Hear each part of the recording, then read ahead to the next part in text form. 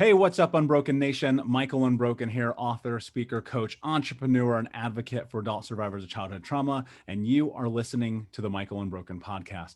Super excited for today to be joined by my great friend, Russ Yeager. Russ is an incredible transformative coach, business owner, entrepreneur, 10Xer, all the things. And Russ, my friend, could not be more excited to have you here today. How are you, man? What's going on? I'm doing awesome, Michael. Great to see you, brother. Like I said when we were talking before, I already know this is going to be a great conversation. Thanks, brother. Yeah, I agree. You know, there's people you meet in your life and you go, I was supposed to meet you. But before we get into that, Russ, talk to me about your journey. How did you end up here today? Yeah, so today, as you mentioned, I'm a transformation coach. I'm 46 years old. I help men and women get the physical, mental, emotional health they need so that they can fulfill what they were put on earth to do and live a life they love. That's my personal mission. And I have two personal training studios here in Atlanta. And then we do online coaching and personal training. And I think it's 15 states now and 3 countries. So, 7 countries with the coaching, 3 with the personal training. We can talk about that later if you want, kind of how that evolved just over the past year. I'm at 46. I've run 3 businesses. I have 3 kids, 5 and under, and I'm the fit dad with abs. So I keep abs 365 days a year. And I don't say that to brag. I say that for motivation, inspiration, because I started out the chubby kid. I don't have great genetics. I'm tall. I'm 6'6". So I managed to grow up tall, lanky, buck tooth, headgear, but also chubby at the same time. I had a spare tire, and I hated going to the pool. My friends all seem to freaking have the flat stomach, the abs, and they seem to eat whatever they want. I love to eat then. I still love to eat. I've struggled with overeating, binge eating my whole life. Still have to work through that. I'm very open about that. And, I didn't know what to do. And then finally, you heard my story. I think I was 10 or 11, or I know I was 10 or 11. And my dad had a big VHS camera. So for your audience who's old enough to remember those, took up the whole room. And he's doing home movies, and he asked me to introduce myself. And I said, my name's Russ. I like soccer. I love my dog Rudy. I like basketball. And then I paused and looked down. And I said, and I'm fat. And my parents look at each other and don't know what to say. And then my mom said, Russ, you're not fat. You're just husky. And she said that because I had to get the husky pants going back to school, which I hated that word. I still hate the word. Like, I wish they just called it the fat pants. And it was like, like you said, there's moments it like clicks, like it pissed me off. And I think she's never told me, I think she did it to piss me off. And it worked because she used to talk to me about, hey, you should eat healthier, you should work out, this and that.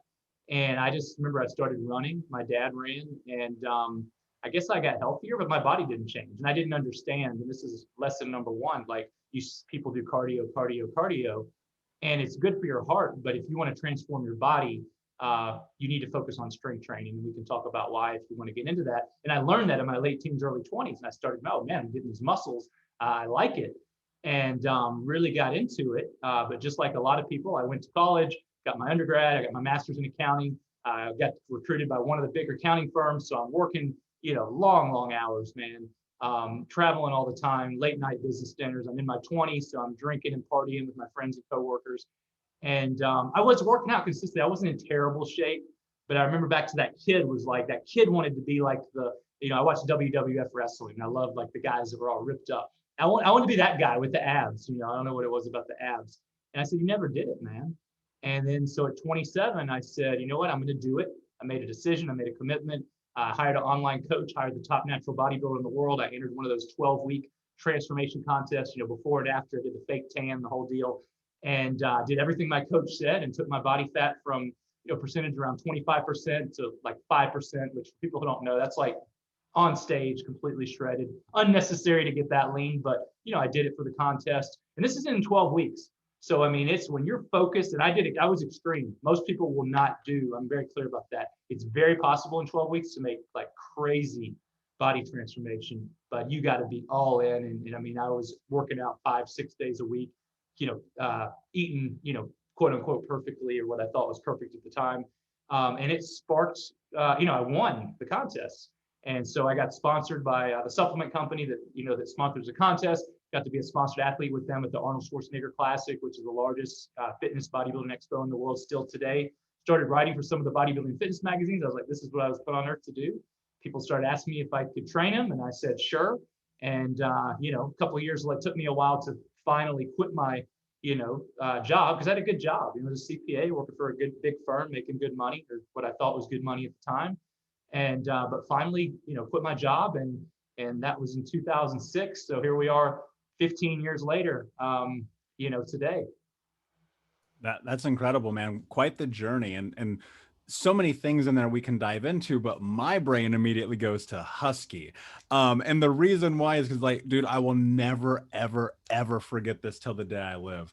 We grew up in poverty. We were super poor. It was rare if we ever got new clothes, super rare. And one day my grandmother, right before I was starting middle school, that sixth grade year, right after elementary school, we're going to buy summer or clothes for the fall school year. And she takes us to Walmart, which, might as well have been Gucci. And we walk in and none of the kids' clothes fit me, but all of the men's clothes are too big. And there's a sign in the corner. I'll never forget this. And it said husky on it.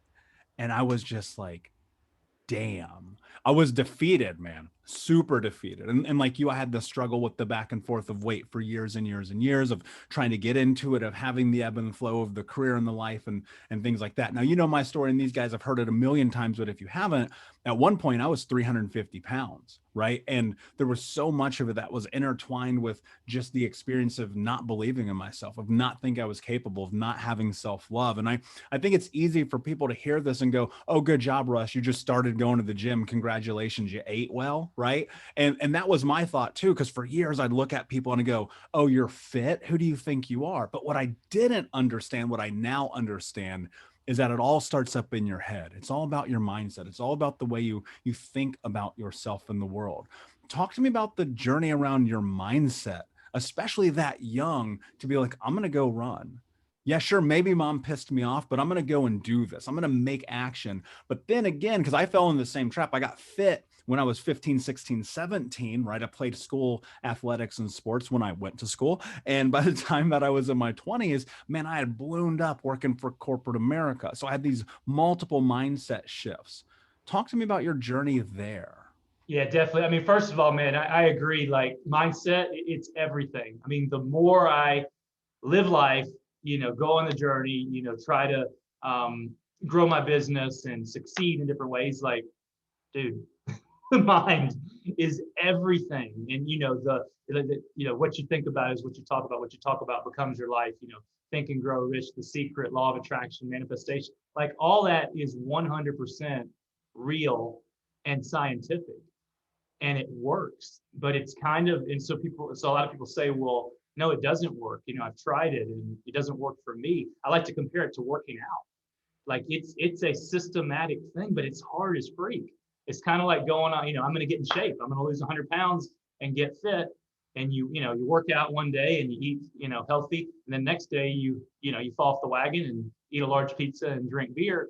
You're not going to get the results because you're not consistent. It is hard, at least for me, to consistently put into my mind and put out into the universe exactly what I want, because those thoughts start creeping in, those negative thoughts. Our brains are, meant to protect us from dinosaurs, trying to kill us. They're not meant to think positive thoughts. And so it's not natural, and it's not easy, which is what I think a lot of people don't understand. Like, it works, but you have to be focused and intentional about it. And that's not necessarily an easy thing. So in my childhood, man, I mean, I'm not better than me. I'm not a childhood psychologist, but, we know we get so much of our mindset, our programming from our parents. And then again, I look at, like, my mom she was into like aerobics and just aggressive and out there, like, just living life and just kind of that tough, go get it mentality, and very fit. And like you said, she was, didn't like that I was chubby, would say things, try to encourage me. I remember, okay, here's another story. So I remember after my first basketball game, I was, I think it was first grade. I guess it was first grade. And I came home, and my dad took me to the game. My mom, stayed home, and she was with my sister or whatever, and said, "Who won?" I said, "We won." What was the score? 33 to 25. How many points you scored? Like, all of them. And I was the tallest guy. They just threw it to me in the center. She comes to the next game, And it was very similar. I scored maybe not all the points, but most of them. And she said, "You play good, but you play mushy. You play mushy." Kind of rhymes with husky, right? Almost. And it made me so freaking mad that I became the most aggressive player.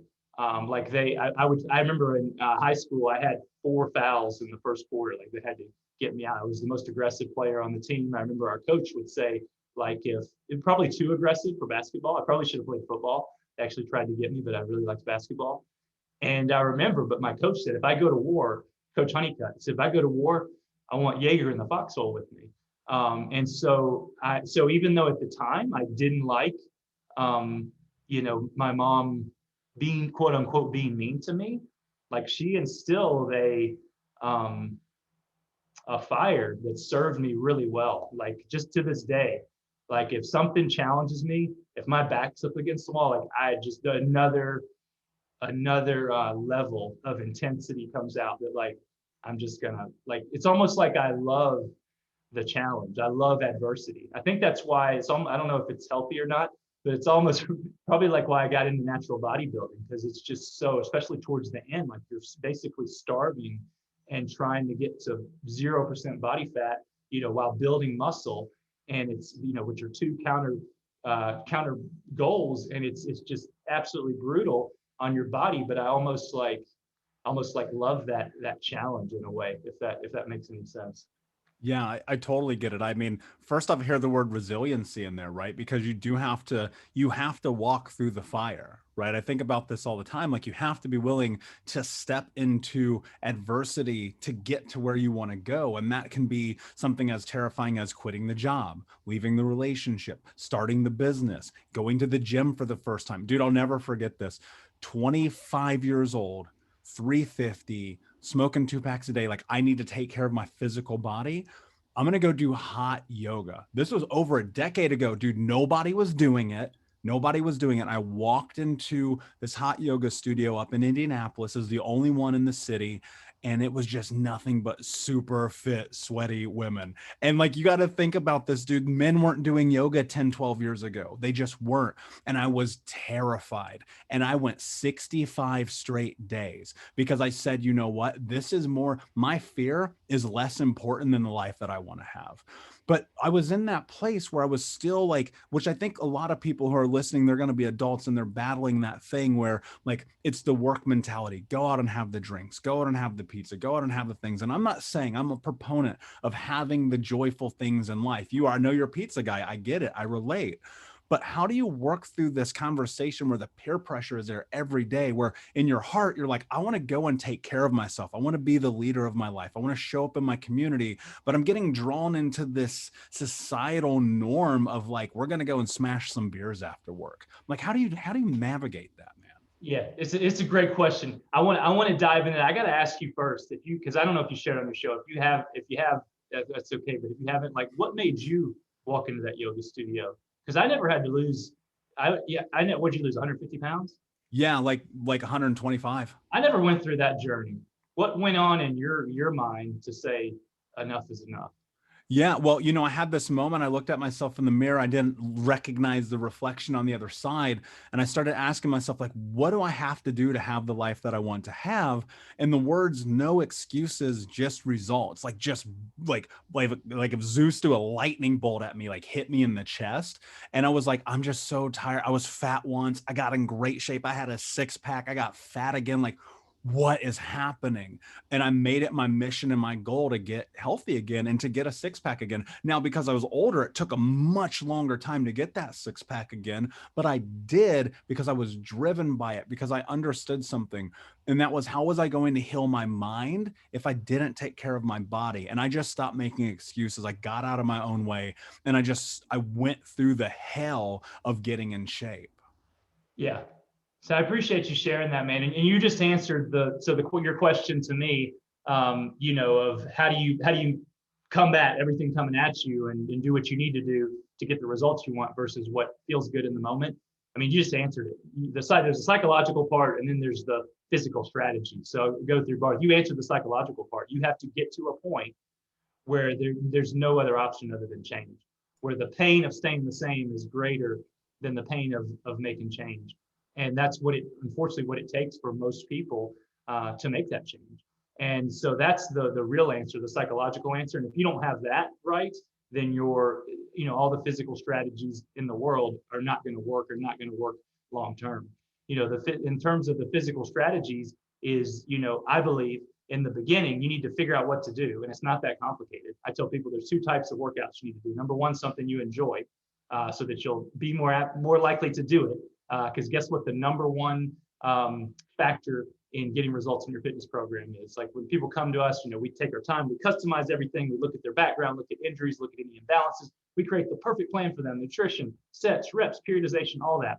But the most important factor is if they're consistent, and if they're supposed to work out 4 times a week, that they work out 4 times a week above everything else, that consistency. So you need to have something that you're excited about, or at least that you believe in, if you hate exercise, because I know some people do. And number 2, the strength training. I mentioned that earlier. And the reason for that is the strength training is the only thing that's going to transform your body. We know that it gives us muscles, gives us strength, which is super important, not only for appearance, but for, aging, so that you have, strong functional strength and muscles, and you don't, start to punch forward, and you've got strong, bones, and prevent osteoporosis and osteopenia, all that kind of stuff. But also, lifting weights is your biggest fat burning asset. And the reason is that every pound of, once you hit about 30, 35, people start to lose lean muscle mass every year, about a pound, half a pound every year. And the problem is lean muscle mass is what drives your base metabolic rate. And your base metabolic rate is the number of calories your body burns every day. So let's say you've got somebody that their base metabolic rate is 2,000 calories a day. That means they burn 2,000 calories. They can lay in bed all day. Theoretically, if they ate 2,000 calories, not going to gain weight, not going to lose weight. So what do most people do when they want to lose weight? They go on a huge diet. Man, I'm going to eat hardly any food. I'm going to eat 1,000 calories, 800 calories, and I'm going to do tons of cardio. So they lose weight. They have to. If you're in a calorie deficit, you lose weight. The problem is a lot of that's water, especially if you do a low carb or a keto diet. People don't realize this. Carbohydrates hold 2 to 3 grams of water. Get rid of the carbs, water flushes out. Hey, I've lost 10 pounds in a week. Nothing's changed, not good or bad. You lose some fat, which is a good thing, but inevitably, if your calorie deficit's too big or you're not lifting weights or doing some kind of resistance training, you're going to lose muscle, which is a huge problem, because you lose that muscle. Now you're probably starving because you did this friggin' unsustainable diet. Start eating like you used to again, but big problem. Your base metabolic rate's not 2,000 anymore. It's only, say, 1,700. So now you actually gain more weight, and most people repeat. Then you get motivated again. Same thing. Most people are driving their base metabolic rate lower and lower and lower every year, and age is making it worse, and it gets harder and harder. And they either stay in that vicious cycle or give up.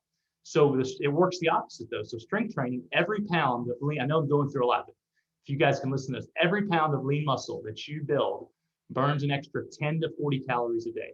So for example, my male clients that work with me the first year average 10 to 20 pounds of lean muscle build. Women average 5 to 10 pounds. And that's not going to make you big and bulky, spread out, makes you nice and, toned, looking great. But let's say you put on 10 pounds of lean muscle and you're just burning an extra 20 calories a day per pound of lean muscle. You're burning an extra 200 calories a day, all day, every way. You and I both love Grant Cardone, right? He talks about passive income being the holy grail for finance. This is passive fat burning, baby. And there's nothing better than burning fat all day long, whether you're working or sleeping or eating.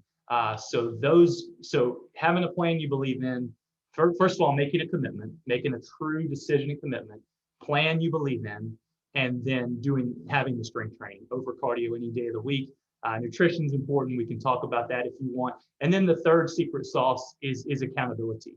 Especially in the beginning, having someone, I mean, you're a coach, I'm a coach, having someone to show you the path, give you the right information, and then to hold you accountable and inspire you and keep you on track, when you feel like falling off. And then the last thing is finding something that's sustainable. So, I was talking about, you got to make a decision. I was hardcore in this contest. All that works, but the problem is it's not sustainable for most people. And I started to train my clients same way, like a bodybuilder. Eat your chicken and broccoli every 2 hours, alternate with your protein shake. Guess what? Body's transformed in 12 weeks. But then they're like, screw this. This is no kind of lifestyle. So for the past 7 years, I've been obsessed with, now that I'm a little bit older, for me, it was all about the abs. Now I want to live a long time. I want to live to 100 plus, one of my goals. I want to have great energy. I want to feel good. I want to be mobile. I want to be there for my kids. You know, I'll be able to travel the world with my wife, Emily. We both love to travel. But guess what? I still want to have the abs. Can I do all of that together? And guess what? I still want to eat pizza. I want to be able to eat ice cream. I want to be able to pretty much eat whatever I want, have carbs, and even have a couple glasses of wine every once in a while. That's been my mission. The answer is yes. If you've got the right information, the right strategy, then you can do all that. And you can't eat as much as you want of whatever you want. That's unrealistic. You have to figure it out into a reasonable eating plan. But when you can do it that way, now it's something you can feel great, look great, have great energy, and it's something you can do for the rest of your life versus killing yourself with something that is, you know, you can force yourself to do for a period of time, but then is unsustainable. But having that coach, that person to hold you accountable, to make sure you do it, because the reality is if you're 30, 40, 50 years old and you hadn't gotten this part of your life figured out yet, maybe you can do it on your own like you did. I couldn't. I had to hire a coach so that I could get where I wanted to go quicker. Yeah, and I'll say this, right, and those are all amazing points. And I'll say this, I actually became a certified personal trainer nutritionist a few years ago. I didn't actually do it on my own because I went and I learned, right? I got a ACE certification because I was like, you know what? There's things I don't know. I'm not getting everything that I want. My body is not transforming the way I want it to be. I'm getting injured too frequently. Like there's something going on here. I was getting hurt too frequently. There's something going on here that I need to go and get help on. But I think you're spot on. And part of this mission, and as you were speaking came to mind is, you know, there was something I had to give up to get this lifestyle. I had to quit some things. I had to quit drinking every day. I had to quit smoking cigarettes every day. I had to quit my favorite thing, eating gummy bears. I had to quit eating gummy bears every day, man, because I had to focus on what do I want? What's more important right now, the moment, instantaneous pleasure, or what comes on the backside? And I think about this every day. There's 3 C's that I apply into my life, into my coaching, into my business, into my practice, into my relationships, into my friendships, into everything: community, connection, and commitment. Do I have a community to have help, the support, right? Because you got to have the support. No one as great has ever done anything on their own. You can't name them because they don't exist. No one has ever done anything great on their own. And connection is so much about that accountability. I need to be around people who are going to help me go to where I want to go. And then the last part is the commitment. Just like you said, you've got to be like, I am committed, hell or high water, no matter what. I'm going to go through and I'm going to do this. But it's also, and I think a point, I'm going to add some words here. I know you didn't say them, but you have to be willing to ask for help. You have to be willing to say, I don't understand it all. I need help. I need someone to come in. That's how you and I met. A quick segue. So I'm in Miami. What was this? February, March, whenever this was. I have no idea what this 10X thing is. Never heard of Grant Cardone. I don't understand what I'm doing. I'm just like, I'm at a marketing conference. Turns out it's actually an entrepreneur conference, which is even better because I'm an entrepreneur. And I'm sitting there and it's the first day and there's a guy behind me as we're getting ready to go to lunch break. And he's got this lady next to him and they're chatting away. And I hear her say something and I turn around and I go, hey, I'm Michael. And you go, hey, man, what's that shirt about? Think Unbroken. And a hello, literally, Russ, a hello has changed my life in 3 months. Because what happened is I got an opportunity. Everybody knows this, so I won't go into the story, but to pitch my business to Grant Cardone, the undercover billionaire, for a $10,000 investment. And I said to myself, I'm going to go win that for Think Unbroken, for this message, for my community, as my commitment to end generational trauma. But I know I can't do it alone. And so what happened, Russ, you remember this, I picked up the phone and I said, hey, Russ, will you help me? And I believe that we are always one hello away from changing our lives, but you have to be willing to ask for help. And why I asked you for help, for those of you listening or watching, is because the year before, Russ is the person who won that pitch off, and Grant Cardone invested $10,000 into his business. And so I said to myself, well, if he did it, why would I not ask for help? You have to understand something really important, that asking for help can be the difference between success and failure in your life. Russ, what I'm leading to in this, talk to me about the power of the vulnerability, especially as a man, because I do have some men listening right now, of asking for help and the role that that's played in your life. Yeah, well, as men, we're stubborn. That's why we, will drive and get lost for 3 hours versus asking for directions.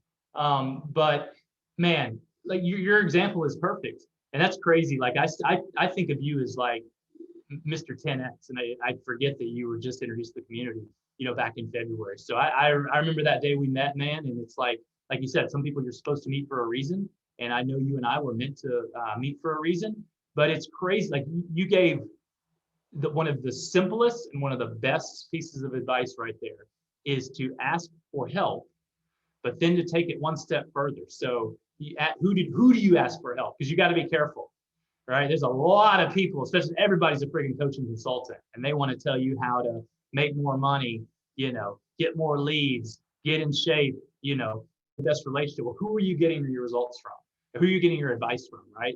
If I want to know how to grow my business and create generational wealth, guess what? Grant Cardone is one of the guys I'm going to, because he has done all of that and continues to do that. So if you want, it's kind of like say, don't go to the dentist with rotten teeth. Don't go to the fitness guy that knows everything, but they're out of shape. And so you knew you wanted to win that contest.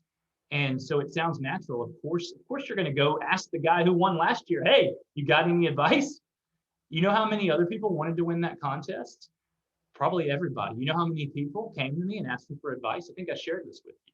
Two, you and Dr. Greg Persley. Guess who came in second place? Dr. Greg. And so like guys, like the simplest thing, if you modeling, if you want something, find someone who's already done what you want and ask their advice. And here's the last thing is you'll be surprised how much not only they're willing to help you, but they want to help you. And I don't know if you were surprised, but like, dude, I could feel it in did you leave me a voice message or a text message? Yeah, initially I sent you a voice note. Okay, so that's why I felt it. I was gonna say I even felt it in your writing. So that's smart, voice or video, because communication is 93% tonality and body language. If you're in person, if you're not in person, it becomes almost virtually all tonality. So I could feel it, dude, like that you wanted this, and I knew as soon as Emily, you reached out to Emily too. She said this guy's gonna win, and then we made it like our personal mission. Like how many times did we communicate back and forth that day? We made it like we wanted you to win because we knew, number one, you wanted it. You're asking for help. Like people want to help people who are hungry, excited, asking for help, and have obviously having a great mission and something to share the world. Like I genuinely wanted to help you so much. So man, that could be the number one. There's a lot of success principles, like the number one thing, especially to get faster. If you got enough desire, you got enough hunger, you're committed enough, you'll figure it out. But instead of just running a brick wall after brick wall and getting there bullheadedly over 15 or 20 years, skip to the front of the line and ask someone who's done exactly what you want to do for help. And you'll be surprised how much not only they will be willing to help you, but will be happy to help you, because it's rare. Like it's not, I haven't met a lot of people that are like really want to be successful and actually willing to do what it takes to get there. So when somebody like you comes to me like that, man, it fires me up to where I want to, because I know that you're going to go out. It's just not just about you. Like think of all the people now that you've reached and the lives that you've changed because you did, get on that stage and win that contest and continue to get on stages. Yeah. And look, and I'll say that, and obviously I'm incredibly appreciative of you and grateful for that. But the thing is, Russ, I spent years of my life not asking for help, thinking that I could do it by myself and just watching myself suffer, right? Because I was like, I'm a man, men don't ask for help. The strongest thing you will ever do is ask for help. But sometimes, and this is important, this is a catalyst in all of this that I didn't mention, but I want to because it matters. Sometimes you have to pay to be in the room. Sometimes you have to pay to have the mentor. Sometimes you have to pay. And that could be time, it could be energy, it could be volunteering, it could be cash, but there's an investment. Russ, I think a lot of people lose sight on the fact that you do have to invest in yourself in all of these different ways. How has investing in yourself paid dividends in your life? Because people are terrified to spend $10 on a book sometimes, man. Yeah, it's crazy, man. I mean, it's been everything. I mean, from when I won that contest at 27 years old, I hired a coach. I still work with fitness coaches today, because even though I know what I'm doing, I know how to transform my body. I know how to stay lean, fit, strong. Like there's things I don't know about stretching, about recovery. I have 30 years old. I was diagnosed with early bone-on-bone arthritis. 41, I had a hip replaced. I have a titanium hip at 46 years old, and another hip that's hip of a 70-year-old. Most people never know that because I work with experts now to do things to make my legs feel almost as freaking normal as they could feel. So I'm always learning in terms of business. I mean, it's everything. I mean, I've invested hundreds and hundreds of thousands of dollars easily in coaches, programs, events, mentors over the years, and it's worth every penny. But but to your point, like you don't have to if you don't have that money right away, like buy a book. A book can a $10, $15 book can literally change your life. Like, well, I want to work with again like Grant Cardone. I can't work with him yet. Buy one of his books, or he even gives some of his books away for free. So that's what's amazing about the world today. Like you can get access to anybody you want through a book, or even a lot of people put out free content like this podcast. There's access, but man, coaching is incredible.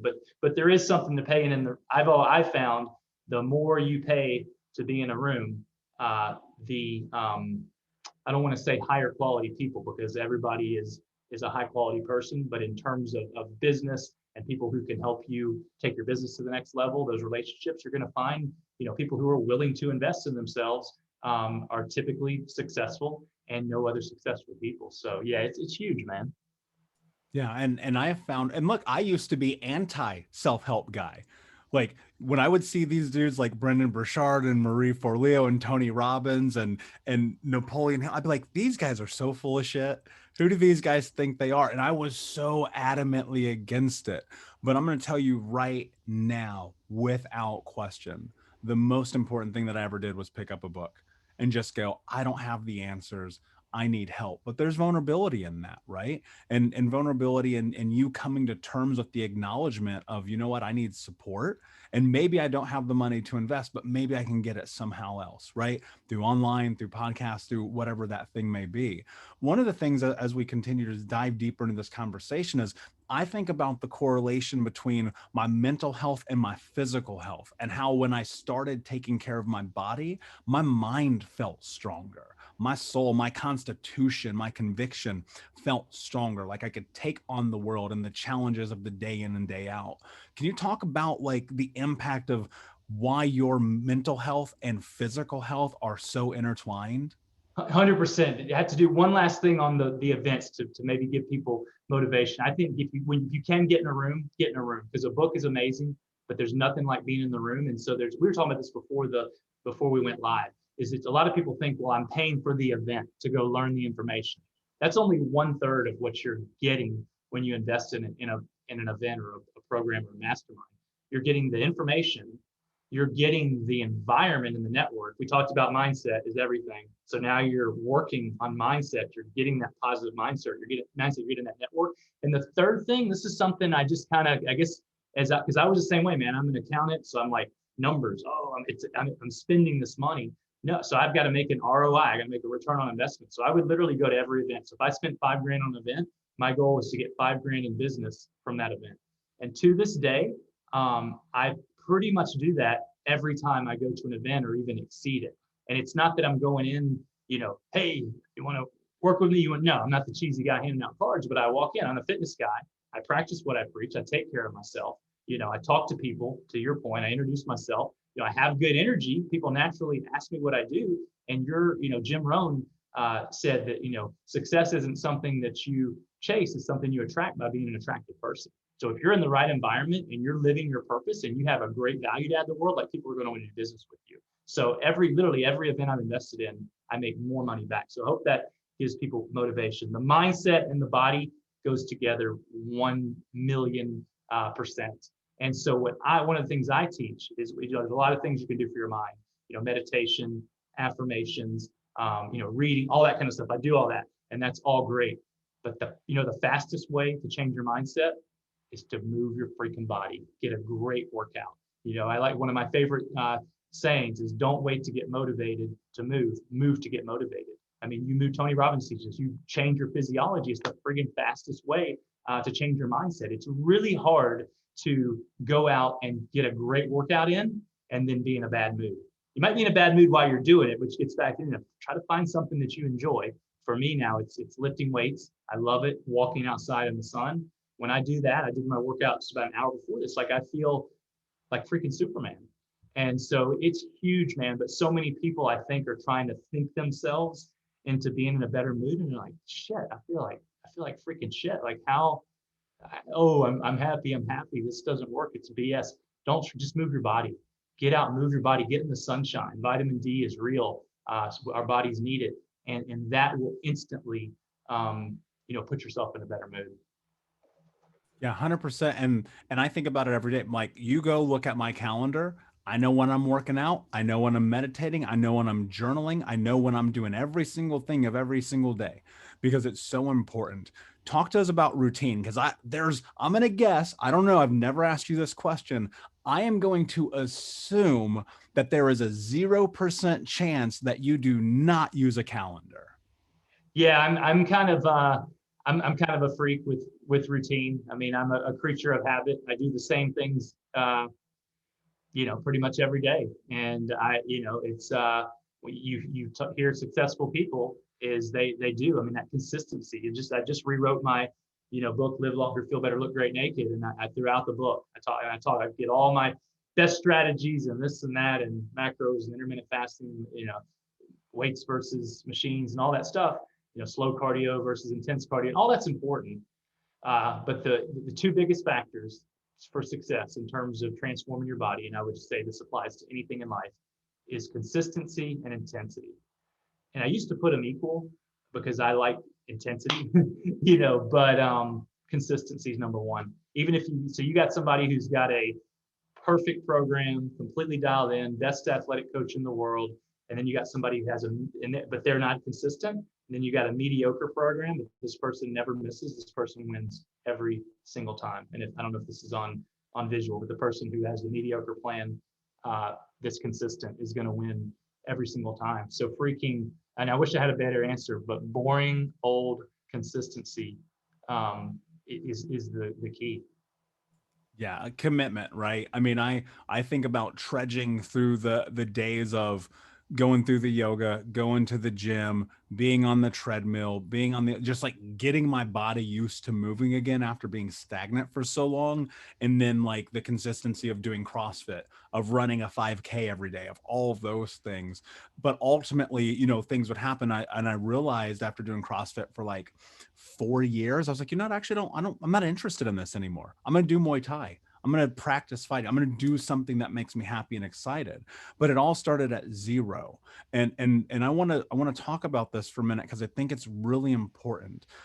You have to deploy, I believe, a tremendous amount of patience to be able to change your body. But B, you have to start. Russ, I'm sitting here. Let's pretend I didn't do all the things I did. We're having this conversation. I'm 350 pounds. I'm smoking 2 packs of cigarettes a day. I'm drinking myself to sleep. I'm back at 25 years old. My body is a wreck. My mind's a wreck. I'm having 5 packs a day, consuming sugar like it's my job. I am your worst client, Russ. Where do I start, man? How do I start this process? Yeah, I would ask you, Michael, do you want to change? Yeah. Let's say I do. Let's say, you know what, Russ, I'm tired of it. I look at myself in the mirror. I'm wearing a size 4XL shirt, size 47 pants. I can't even get the belt. I had to go buy another belt again.